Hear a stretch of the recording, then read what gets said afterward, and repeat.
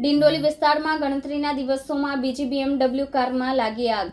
સુરતમાં ભયજનક બનાવોનું પ્રમાણ વધી રહ્યું છે. ગણતરીના દિવસોમાં બીજી વાર BMW કારમાં આગ લાગવાનો બનાવ સામે આવ્યો છે.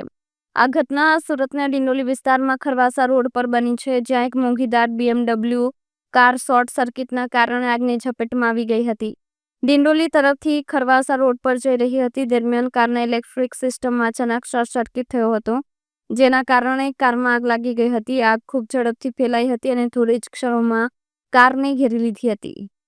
આગ લાગતા કારનો ડ્રાઈવર સતર્કતાથી તાત્કાલિક કારમાંથી બહાર નીકળી ગયો હતો, જેના કારણે કોઈ જાનહાનિ નોંધાઈ નથી. આગ કેટલી ભયાનક હતી કે થોડી જ વારમાં આખી કાર બળીને ખાખ થઈ ગઈ હતી.